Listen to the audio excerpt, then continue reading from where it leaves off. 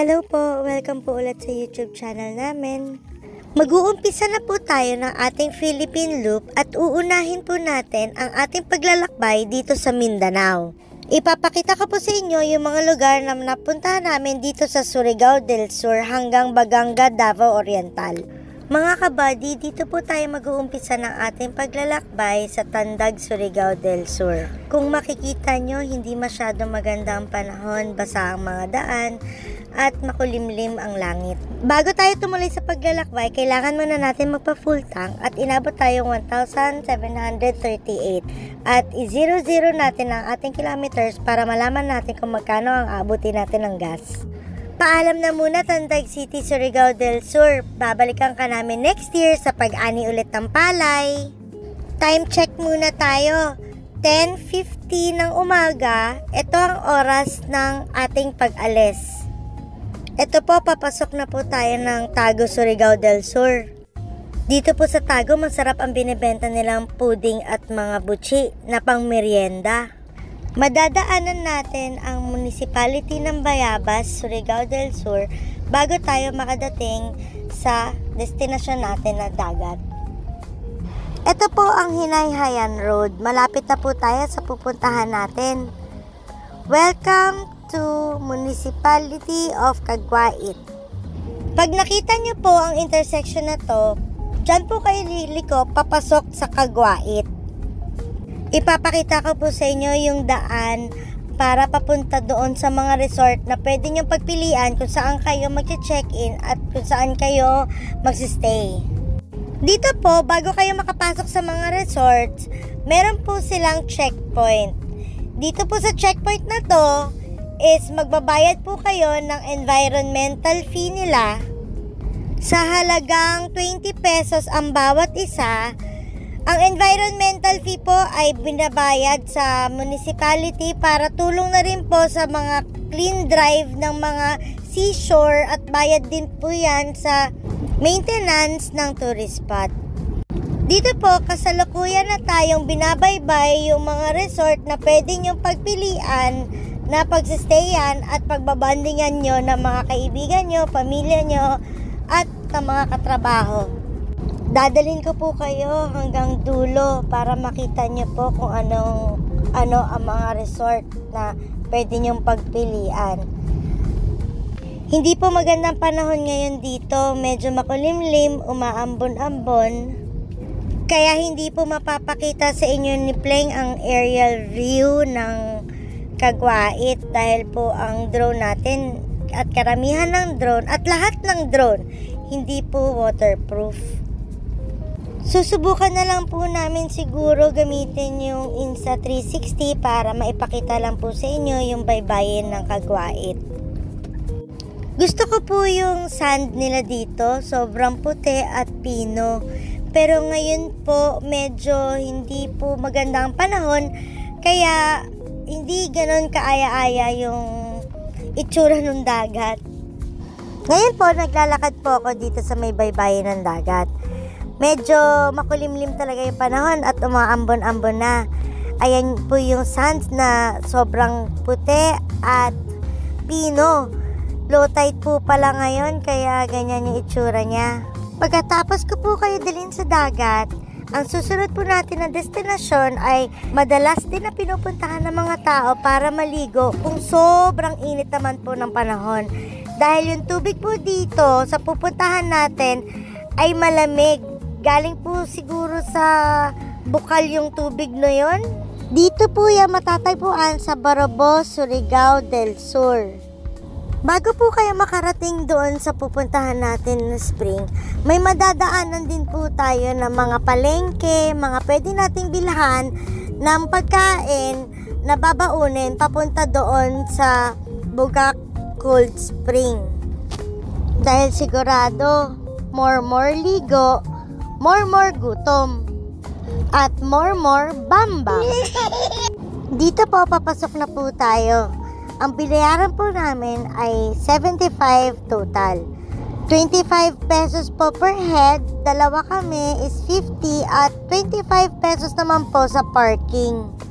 Kung kanina po sa Tandag, sa may Caguait is maulan at umaambon, dito po sa Barobo, sobrang init naman po, kabaliktaran. Kaya kung mapapansin nyo, ang daming tao naliligo ngayon. At dahil maganda ang panahon ngayon, napalipad namin si Pikoy para ipakita sa inyo yung kabuuan ng Bugak Spring. Ang sabi po nila, isa po to sa most cleanest running water. Makikita nyo naman po kahit may mga kabahayan sa gilid, sobrang linaw po ng tubig, kitang-kita po ninyo. Dito po sa Bugak Cold Spring, kung hindi po kayo nakapagdala ng baon, pwede naman din po kayo bumili ito ng mga merienda. Meron din po sila mga souvenirs. Ito pong binabaybay ko at nakikita nyo sa video is mga life vest po yan na pinapaupahan. Pagkatapos po natin sa Bugak, dadalhin ko naman po kayo sa lugar na puro seashells at seafoods ang binibenta. Nakakain na po kami dito ni Pleng. Nakapunta na po kami dito. Siguro mga 2 years ago. Matagal-tagal na rin po. Dahil hinapon na po tayo, iilan na lang po ang mga paninda nila. Ito po talaba. Tapos meron din po silang mga lato. Meron din pong shrimp. At meron din pong crabs na pinakuha ko po doon sa kabilang tindahan. Ito po yung mga kakainin natin ngayon at yan na po ang ating dinner. Mga kabady, busog na busog kami. Kung mapapansin nyo, kahit wala kaming rice, meron kaming sweet potato. Ito po kasi yung unang araw namin na magno-no rice. At susubukan po namin na sa buong biyahe natin, isasama na po namin ang paglo-low carb namin na without rice ang aming mga kakainin. Nandito na po tayo sa Tagbina. Dadalhin ko po sana kayo sa Libuacan. Isang cold spring din po, kaso medyo paggabi na. Alam ko po pagdating natin doon talagang madilim na. Hindi ko na po sa inyo mapapakita. Isa din po yan sa magandang liguan pag sobrang init ng panahon. Time check po tayo, 7:15 p.m. Sobrang lakas po ng ulan. Nandito na po tayo sa Hinatuan, kung saan po yung susunod na destinasyon natin na dadalhin ko po kayo. Since inabutan na po tayo ng gabi at sumabay pa si malakas na ulan, mas maigi po na dito na po tayo matutulog at maghahanap ng pwesto. At bukas na lang po ng umaga, dadalhin ko po kayo. Ngayon po, naghahanap kami ng mapapwestohan. Ayan po, Enchanted River, dyan po tayo bukas ng umaga. Ngayon po, naghahanap po kami ng spot na pwede nating pwestuhan para ma-sleep over. At dito po tayo nakahanap sa The Gas Station. Buti po pinayagan tayo ng guard na magpalipas ng gabi dito po sa gilid. Sa ngayon po, nakahanap na po tayo ng pwesto natin para ngayong gabi. Sana po bukas ng umaga hindi umuulan at mahirapan pa tayo. Good morning mga kabady. Time check po muna tayo. 8:10 a.m. Nandito pa rin tayo sa pwesto natin kagabi sa The Gas Station. At ngayon, nagre-ready na po kami para pumunta na po tayo sa susunod natin na destinasyon. Thank you Kuya Gart sa pagpayag pag-stay namin. Ang panahon po dito ngayon umaga is ganun pa rin po, medyo umaambon, mamaya-maya uulan, wala pong araw. Pero kahit ganun pa man ang panahon, pupuntahan pa rin natin yan para ipakita sa inyo yung isa po na recommended dito na tourist spot sa Surigao del Sur. Medyo malayo po yung Enchanted River sa mismong daanan sa highway, pero hindi naman po kayo mahirapan kasi may mga signage po na ituturo kayo kung saan po yung papunta ng Enchanted River. Ayun na nga, bumuhos na yung ulan, pero laban lang, malapit na po tayo. Ayan po yung guardhouse. Ang una-una pong pagpunta nyo dito is meron pong guardhouse na madadaanan. Dito po sa guardhouse, pahihintuin lang po kayo at magdo-document lang po sila at tatanungin kayo kung sino po yung mga pangalan ng mga guest at kung saan po kayo galing. Wala pong babayaran po dito. Pagkatapos po namin mag-get to know each other ng guard, pinapasok na po kami at tinuro po kung saan po kami unang pupunta. Hindi pa rin po tumitigil yung ulan, pero sige lang po, nandito na po tayo. Ayan po yung Enchanted River. Diwata po yan, yung rebulto na yan. Dahil ang sabi po nila, ito daw pong lugar na to ay marami daw pong diwata na hindi po natin nakikita at nag-aalaga po ng nature ng Enchanted River. Ang sabi po nila, pinagbabawalan po nila dito yung magsisisigaw, mag-iingay para hindi po magambala ang mga diwata na nag-aalaga ng ating kalikasan. Pagdating niyo po dito sa may reception, sasalubungin po kayo ng guard nila at ituturo po kayo kung saan po yung unang step na pupuntahan. Ako po, bumaba na po ako dito. Tapos si Pleng po, dumiretso po siya sa parking lot kasi pinark po niya doon sa may taas pa yung sasakyan. Dito po is yung first step na para makapag-register kayo at magbabayad po ng entrance fee, environmental fee nila. Ayan po, makikita nyo po yung rates. Meron pong resident at saka non-resident. Since tayo po ay turista, nasa non-resident po tayo, dito po binigay na po sa akin yung guest logbook. Kahit po 10 kayo na pumunta dito, isang name lang po yung susulat nyo doon. Reference lang po yan na sino yung guest at ilalagay nyo po doon kung ilan kayong pumunta. Ito po ang binayaran natin na 200 pesos is kasama na po yung free shuttle at saka entrance fee po ng lugar at yung environmental fee. Dito po, pagkatapos nyo po magbayad, magpapa-stamp po kayo para katunayan na paid na po kayo at huwag nyo po kakalimutan yung pagsastamp kahit po nagbayad na kayo dahil po yan pong stamp yung parang katunayan po na nakapag-register, nakapagbayad na po kayo dahil pagpasok nyo po mismo doon sa Enchanted River na area, yung stamp lang po yung ipapakita nyo, yung ticket hindi na po nila kailangan. Ngayon po, iniintay na po namin yung shuttle para sumakay at dadali na po tayo mismo sa venue, sa area ng Enchanted River. Dito po sa shuttle nila, wala po yung schedule kung kailan po yung alis at saka dating. Continuous po yan. Kahit po 2 guest lang po yung isasakay nila, 3, iatid po nila yan doon sa Enchanted River na area, tapos babalik ulit po sila dito, tapos magsasakay po ulit.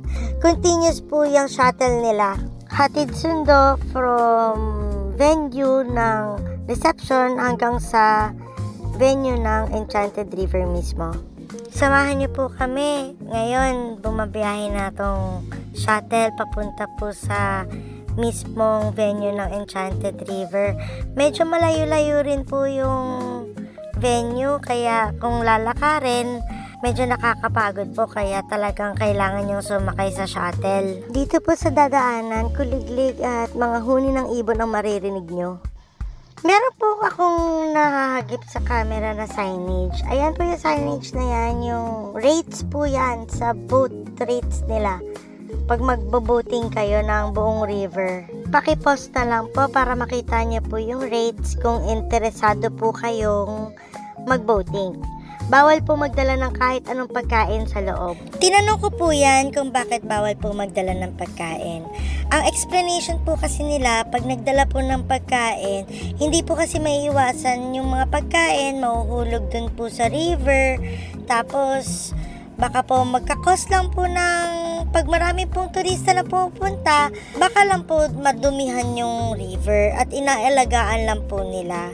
Meron po dito designated na talagang kainan na maraming kahit anong seafoods, ihaw-ihaw, ipapakita ko po sa inyo mamaya.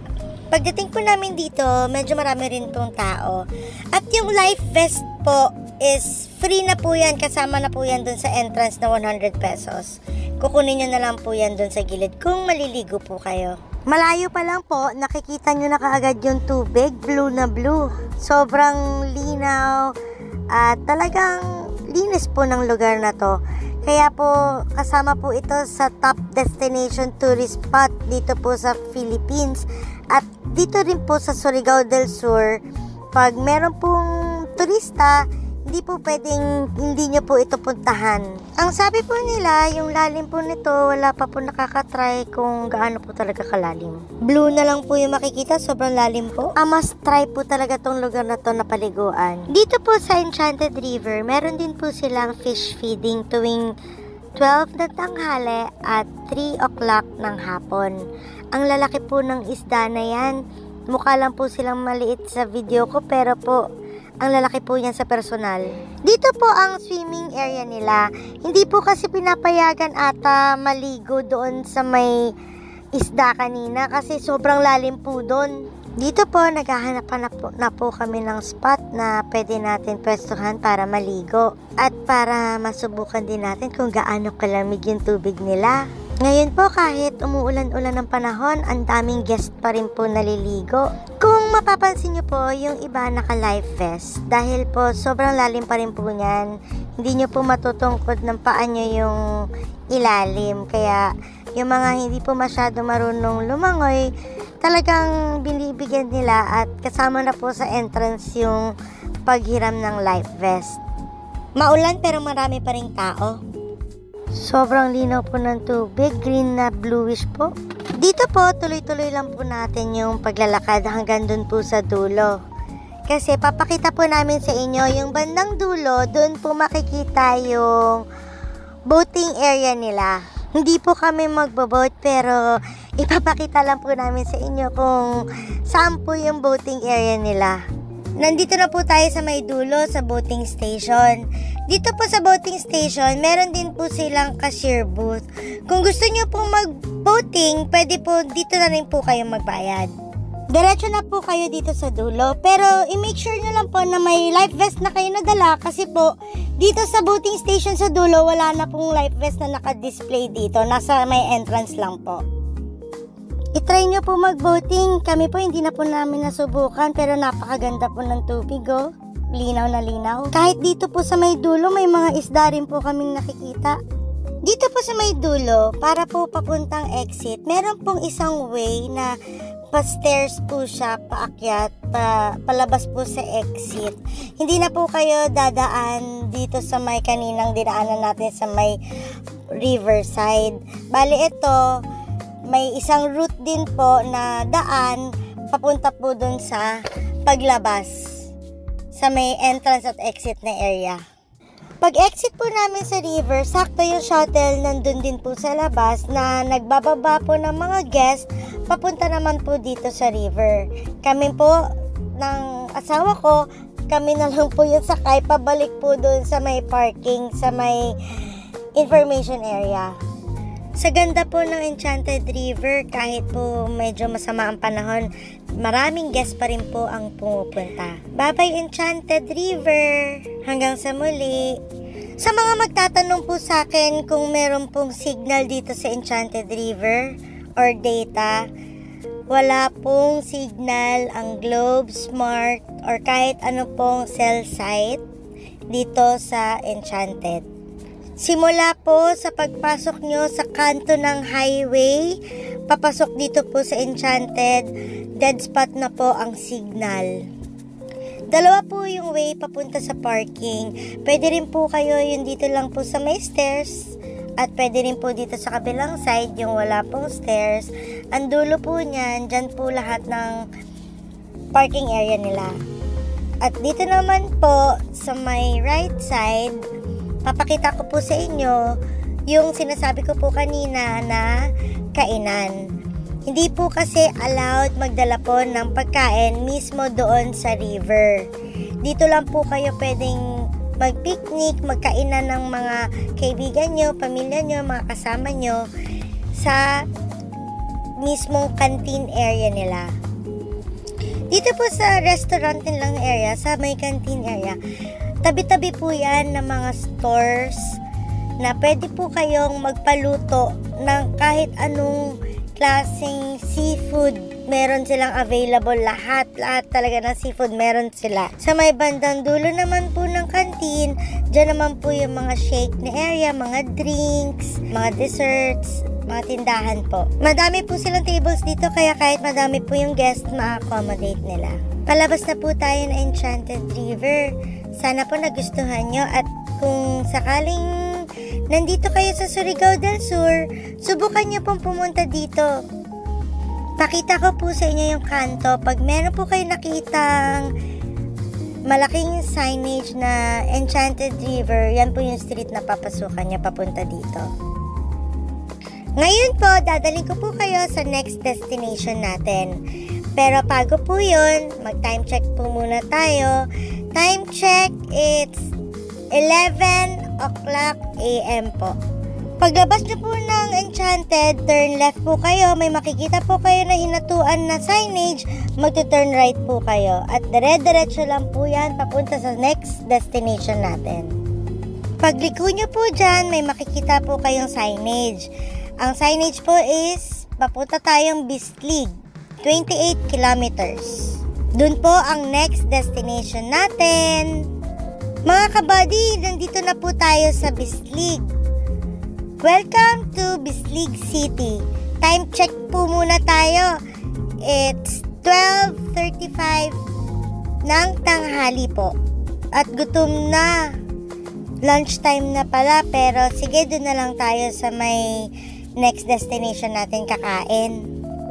Pag dinediretso nyo lang po yung daan na yon, mapupunta po kayo dito sa Boulevard ng Bislig. Makikita nyo po yung malaking signage nila na I love Bislig at napakaganda po ng view dito dahil ang likod po niyan is yung dagat po nila. Dire-diretsuhin nyo lang po yung daan po. Pagka sa Bislig Boulevard, may makikita po kayo na signage na this way to Tinoyan Falls, kakanan po kayo. At dire-diretsuhin nyo lang rin po yung daan. Dito po, sa padaan, papunta na po ng Tinoyan, hindi po kayo maliligaw dahil meron po mga signage na nakalagay po kung saan po kayo papadaanin papuntang Tinoyan Falls. Ito pong nasa gawing left ko, tawag po dyan is Lake 77. Mamaya po pag uwiin natin, ipapakita ko po sa inyo yan kung ano po yung itsura niyan. Unahin po muna natin ang Tinoyan Falls dahil yun po yung nasa bandang dulo. Alam niyo po ba itong Tinoyan Falls? Ito po ang tinatawag nilang Niagara Falls ng Philippines dahil po sobrang laki po nitong falls na to. At ang kagandahan po dito, hindi mo na po kailangan mag-hike or maglakad ng sobrang layo para lang makapunta sa falls. Ang nakakatuwa po dito sa falls na to, pagbaba mo po ng parking lot ninyo, nandun na po kaagad yung falls. Hindi ka na po mahihirapan na maglalakad ng mga ilang minutes or mag-trekking pa para makapunta ng falls. Welcome to Tinoyan Falls. Simula po sa signage ng Welcome to Tinoyan Falls, siguro po nasa kalahating kilometro pa rin po yung tatakbuhin ng sasakyan papunta mismo sa falls. Habang si Pleng ay nagpa-park, ako naman po ay naglalakad na papunta sa falls para ma-videohan at makapagbayad kung magkano po lahat-lahat ng kailangan nating bayaran sa entrance fee, sa environmental fee nila, at sa mga cottages. Pag akyat nyo po mismo sa may entrance, makikita nyo po kaagad dito sa may left side is yung mga life vest nila. Tapos po, pag diretso nyo po ng konti, nandyan po yung front desk. At una po, tatanungin niya po sa inyo kung ilan po kayong guest. Ang entrance po is 55. Sa regular, senior po is 44. Ang parking naman po is 11 sa mga motor. Tapos sa mga nakasasakyan, 22. May cottage po na malalaki, 550. Meron din po 330. Meron din po 220 ang mga tables po nila. Pwede nyo rin po i-pause para makita nyo po yung mga rates. Ayan, pang binayaran namin, 132 po ang total. Medyo maganda po ang panahon dito, kaya napalipad po namin ulit si Picoy para maipakita po sa inyo ang buong kagandahan ng view ng Tinoy-an Falls. Ang Tinoy-an Falls po ay ito rin po ang tinatawag nilang Niagara Falls ng Pilipinas.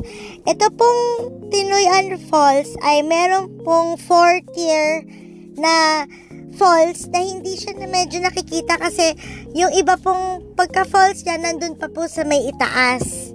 Ang sabi po nila dito, pwede daw pong umakyat dyan sa may taas. Meron pong daan dito sa may gilid na stairs para maliguan din po yung falls sa taas.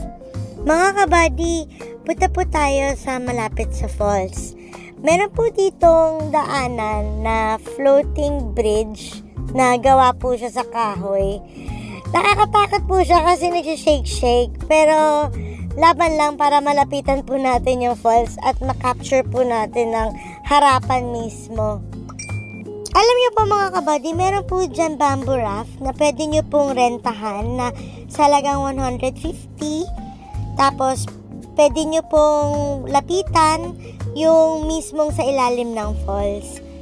Alam niyo po mga kabady, kahit medyo ganito po kalayo, nararamdaman ko po yung mist nung tubig kasi po sa lakas po ng pagbagsak niya. Mga kabady, kung nandito po kayo sa Surigao del Sur, punta po kayo dito sa Bislig para mabisita niyo po itong Tinoy-an Falls. Dito po mga kabady, lalakad po tayo papunta rin po sa may kabilang area na side para po mapakita ko po sa inyo yung mga cottages, yung mga tables at yung mga small tables. Ganyan po yung mga small tables. Yan po yung tig to 220. Ayan po yung nasa kabila is yung mga cottages. Yan po yung tag 550. Ngayon po pagpunta namin, medyo marami rin pong guests na naliligo dito. Etong Tinoy-an Falls po ay isa po sa tourist spots ng Pilipinas. Tinatawag din po nila itong white water curtain. Ang sabi po sa akin nung guide, may naliligo daw po dun sa taas eh. Umakyat po para matry yung kabilang layer ng falls. Dahil po lunch na po at mag 2 o'clock na po ito, dito na lang po kami kakain ni Pleng. Paglabas po ng Tinoy-an Falls, may magkakatabi-tabing tindahan po dyan sa labas na pwede nyo pong kainan ng snacks. Or ayan po, ang kinain po namin noodles at kumain din po kami ng itlog. At si Pleng po ay nagkape. Siguro po doon na lang po kami sa next destination namin kakain ng heavy meal. Pero nakakabusog naman din po itong kinakain namin sa labas ng Tinoy-an Falls.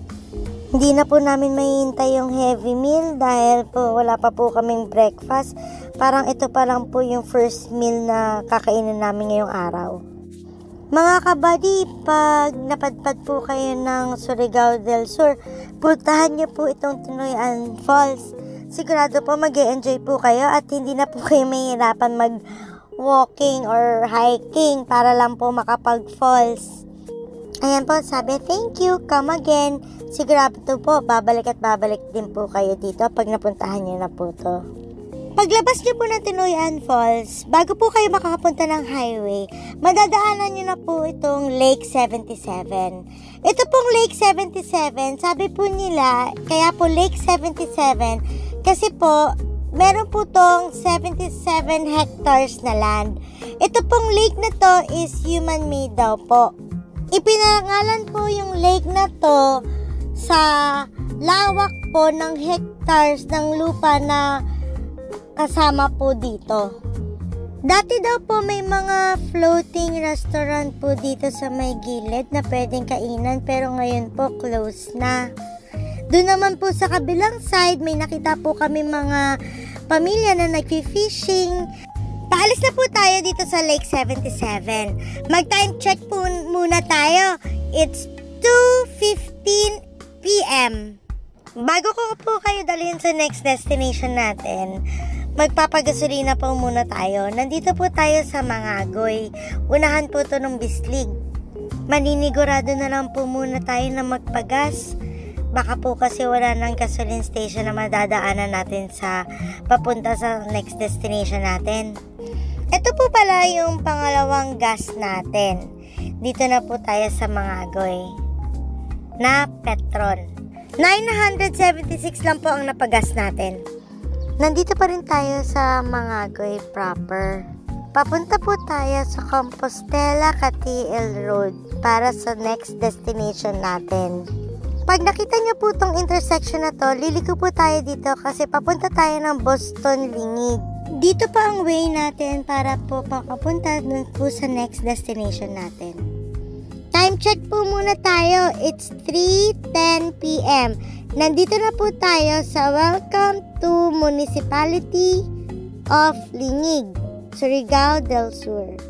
Medyo malayo-layo pa po yung next destination natin. Hintay-hintay lang po tayo mga kabady. Hi mga kabady, time check tayo. It's 4:05 p.m. Papunta na po tayo ng Boston nito. Medyo malayo-layo pa po yung next destination natin. Pero nasa kalahati na po siguro tayo. Welcome to Davao Oriental. Nandito na po tayo sa part ng Davao Oriental. Time check, 4:35 p.m. Nandito na po tayo sa Welcome to Municipality of Catiel. Mga buddy, malapit na tayo sa next destination natin. Mga kabady, itong highway po na dinadaanan natin ay Compostela Catiel Road. Malapit-lapit na po tayo sa pupuntahan natin na next destination mga kabady. Mga kabady, ang pupuntahan po pala natin ay isang falls din. Kung kanina po mga kabady, ang pinuntahan natin is Widest Falls. Ito naman po ay ang tallest falls sa island ng Mindanao. Mga kabady, pang third time ko na po pumunta dito. Yung ibang time is nung nag-rides mga kaibigan ni Pleng, at yung pangalawang beses naman po is yung nag-endurance kami ng 3,000 kilometers. Dinaanan din po namin to. Dati po, wala pa po ito. Bago lang po itong hanging bridge na ginawa para mas mapapalapit ka po sa falls pag titingnan nyo. Dito po meron booth na babayaran para po entrance dun sa hanging bridge. Bali po yung 50 pesos po na bayad is para po sa environmental fee at entrance po dyan sa hanging bridge na ginawang bago. Ang total po namin na binayaran is 100 pesos.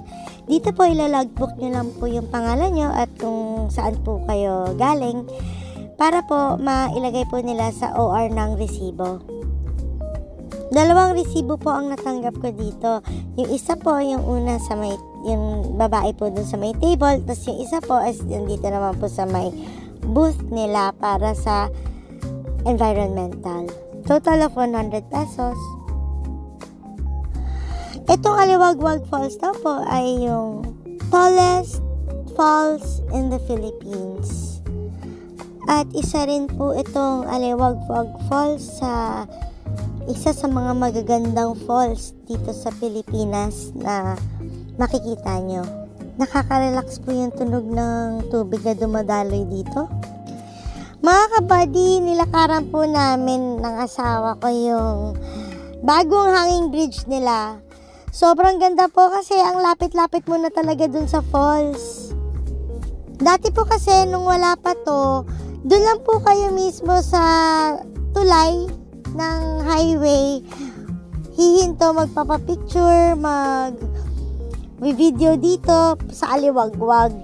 Hindi po allowed paliguan yung malaking falls na yan dahil malakas daw po yung current ng tubig dyan. Meron lang pong part na pwedeng paliguan dyan sa may gilid. Maliit lang po. Mga kabady, kung nandito po kayo sa Mindanao, subukan nyo pong puntahan itong Aliwagwag Falls. Meron din po silang magandang CR at napakalinis ng CR nila dito. Mga kabady, papakita ko po yung CR nila dito. May bayad lang po na 5 pesos. Pero sulit na sulit po kasi napakabango ng CR nila at napakalinis. Mga kabady, syempre po, pag nagsi-CR tayo, gagamit po tayo ng tubig pang flash. Para daw po yan yung bayad na yon. At meron din po silang tissue sa loob. Hinahanap-hanap ko nga si Pleng kung nasaan na. Paglabas ko sa CR, nakita ko po, meron ditong mga tindahan ng mga snacks, meron din po tindahan ng mga souvenirs. Nandito lang po ako sa likod kasi napadaan yan, pero yung sa harap po niyan, nandun po yung mga paninda nila. Ayan po, meron din po mga stall, mga kung gusto niyo po kumain.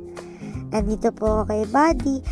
At si Pleng, nandyan na po pala sa isa sa mga tindahan, nakaupo at kumakain na rin. Mga kabady, time check po tayo, 5:30 na po. At paalis na po tayo ng Aliwagwag. Ang next destination po natin is sa Baganga.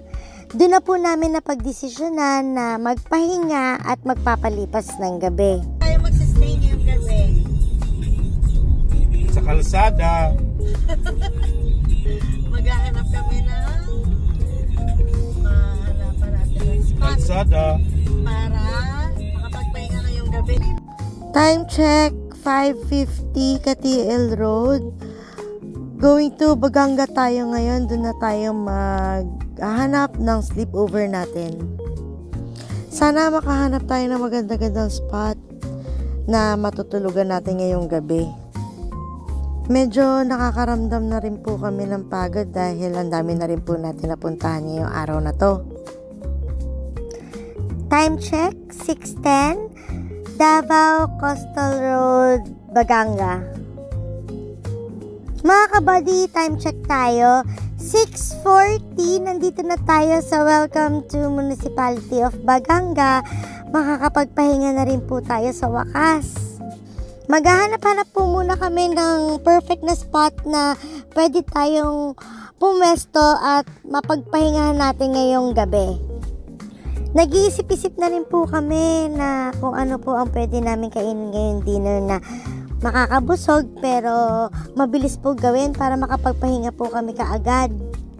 Madami po kaming pinuntahan na resort, mga suggested po sa Car Camping Mindanao PH, pero hindi po kasi sila allowed at nagkikater ng mga walk-ins. Kaya nandito na po kami sa Boulevard ng Baganga. Dito na po namin napagdesisyonan na mag-stay at mag-sleep over sa mismong boulevard para maliwanag po at safe. Maganda po dito sa boulevard nila, may mga CCTVs kaya makaka-feel kayo na secure kayo at safe po kayo sa lugar na to.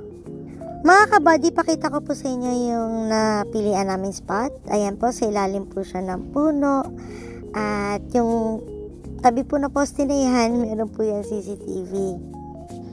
Nagmamadali na po kami niyan na mag-set up para po makakain na po kami kaagad. Alam niyo po mga kabady, dahil sa sobrang pagod namin, hindi na po kami magluluto.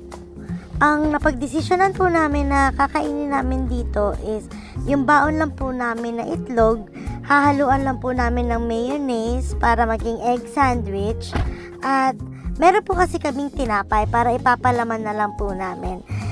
Simple lang po siya pero sobrang nakakabusog. Kami naman po kasi mag-asawa, wala naman po kaming pili talaga sa pagkain. Basta't alam naman po namin na masarap at alam namin na nakakabusog naman. Kung ano lang po yung meron, wala na pong pili-pili. Halata naman po sa mga katawan namin eh. Kahit ano kinakain, basta't nakakabusog. Pagkatapos po namin kumain mga kabady, ay nag-desisyon na po kami maglikpit ng mga gamit para maaga po kami makatulog at maaga rin po kami makabiyahe kinabukasan. Good morning mga kabady! Ito po ang view ng morning namin dito sa Baganga. Grabe, sobrang ganda pala. Hindi lang po ito kita kasi gabi nung dumating kami, nag-shock na lang po kami kinabukasan. Ang ganda po ng dagat dito. Sobrang linaw. Ang sarap din po ng tulog namin sa tunog ng mga alon. At bago po tayo umalis, pumunta sa next destination natin, kailangan po natin munang mag-almusal. Pero ito pong kakainin namin is breakfast lunch na rin po namin to. Kasi po alanganing oras na rin po kung magla-lunch pa kami. Pero kung magutom kami sa daan, mamaya, kakain na lang po kami. Ito pong ginagawa ni Pleng is naghiwa po siya ng spam. At nandito po kami sa gilid ng baybay. Ang sarap po ng simoy ng hangin dito. Pinigyan po niya ako ng isang hiwa dahil alam niya po nagugutom na ako. Excited na po ako dito sa lulutuin niya. Uunahin po niya ata muna is magprito ng spam. Saka po yung gulay namin na ipapartner. Yung ipapartner po namin sa spam is yung parang magiging rice namin is cabbage po yan. Meron po siyang recipe na parang magiging cabbage rice po yun. Pamalit sa no rice na namin, gulay na lang po. Ayan po yung cabbage namin na pamalit sa rice. Tapos nag-itlog po kami. Tapos spam. Ayan po yung egg sandwich kagabi. Spam and egg spread. Heaven. Perfect bite. Eto, chika-chika kami kung saan kami next destination namin dahil wala nga po kaming itinerary. Kung saan lugar lang po kami, dun po kami nagdidesisyon kung saan po kami next na pupunta. Mas gusto po namin yung ganitong setup, yung parang wala po kaming hinahabol na oras, wala po kaming sinusunod na destinasyon, kung saan lang po yung naisip namin na may magandang puntahan. Yun po ang pupuntahan namin. Basta, ang tema po namin is libutin ng buong Pilipinas. Paalis na po kami nito at maghahanap po kami ng maliliguan natin para naman po fresh na naman po ulit tayo sa ating paglalakbay. Naisip po namin maligo sa mga sapa pero panay dagat po yung nakikita namin. Pumasok po kami ng sentro ng Baganga at nakakita po kami ng inn dito. At nagtanong po kami kung pwede po kaming makiligo at maki-CR. Ang sabi po nila, pero hindi po kami mag-check-in. Pero ang sabi po nila, pwede po nila kami bibigyan ng 200 for 3 hours.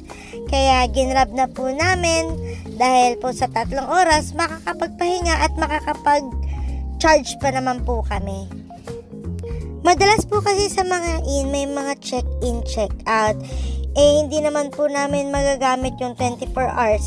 Mga kabady, abangan nyo po ang next destination natin. Salamat po sa panonood.